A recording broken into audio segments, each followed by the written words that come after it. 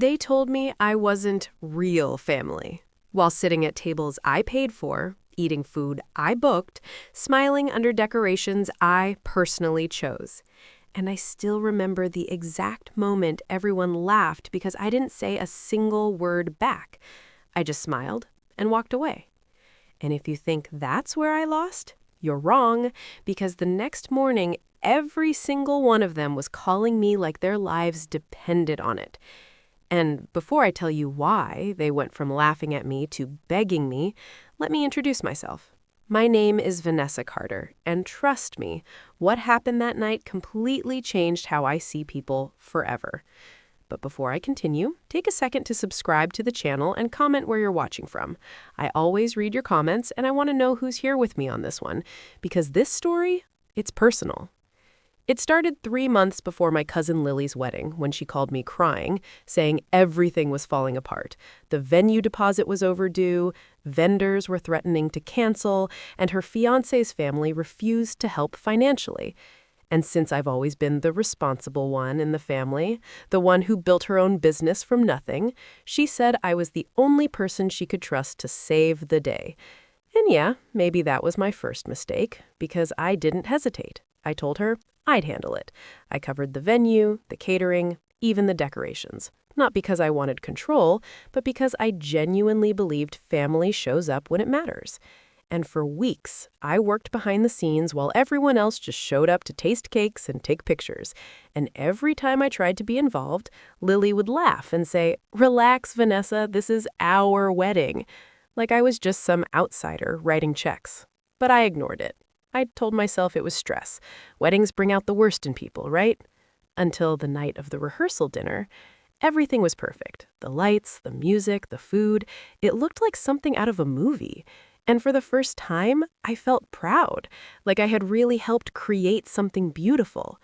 But that feeling didn't last long, because right when everyone sat down, Lily's mother, Diane, stood up with a glass of champagne, smiling like she had something important to say. And at first, I thought she was going to thank me. I mean, that would be normal, right? But instead, she looked straight at me in front of everyone and said, "Tonight is for real family only." And I swear, the room went quiet for half a second before a few people started chuckling, thinking it was a joke. But then she added, "So, Vanessa, maybe you should let the actual family enjoy this moment." And just like that, every eye turned to me, waiting to see what I'd do next. And in that moment, with every single person watching me like I was some uninvited guest instead of the one who made that entire night possible, I felt something shift inside me. Not anger, not even embarrassment, just clarity. Because the truth is, people reveal exactly who they are when they think you have no power.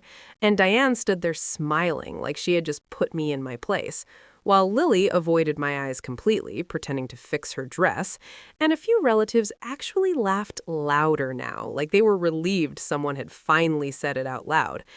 And I could have argued. I could have reminded them who paid for the venue, the food, the decorations, every single detail they were enjoying.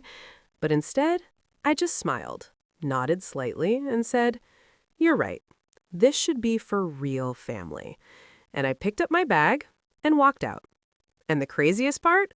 No one stopped me. Not one person. Not even Lily. And that told me everything I needed to know. Because respect isn't something you ask for. It's something people choose to give. And they had just made their choice. So I made mine too. I got into my car, sat there for a few seconds in silence, and then I made one phone call. Just one. And after that, I sent 3 emails, short, simple, and very direct. And then I turned off my phone and went home like nothing happened. And for the first time in weeks, I slept peacefully. No stress, no pressure, just silence. Meanwhile, back at the venue, the party went on, because of course it did. They had food, music, everything was already set, so why wouldn't they enjoy it, right?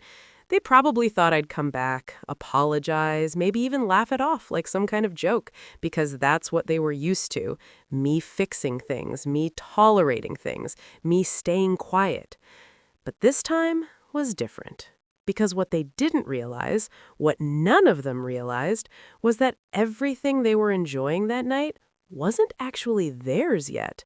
Not the venue, not the catering, not even the decorations.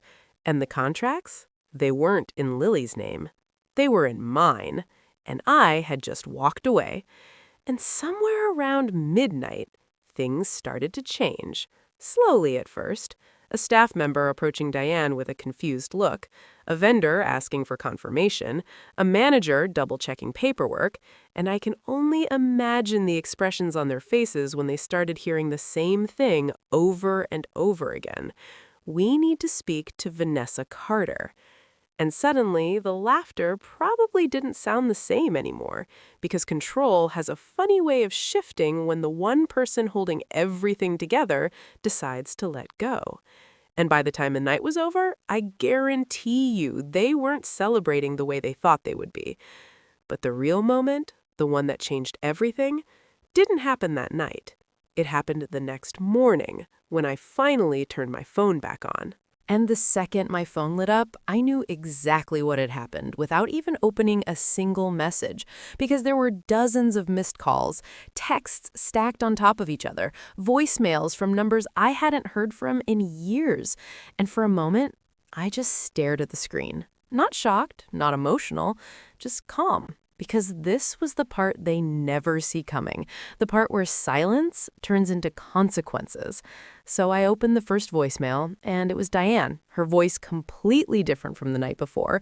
No confidence, no superiority, just panic, saying there must have been some misunderstanding with the vendors, that people were asking questions, that payments were suddenly on hold, and that I needed to call her back immediately. Then came Lily's messages, one after another, starting with, "Hey, can we talk?" Then, "Vanessa, this isn't funny." Then, "Please pick up." And finally, "They're saying the venue needs confirmation or they're shutting everything down." And that's when I finally smiled. Not out of revenge, but out of realization. Because they didn't just disrespect me, they underestimated me. And those two things together always end the same way. So I took my time, made myself coffee, sat down, and only then did I start returning calls.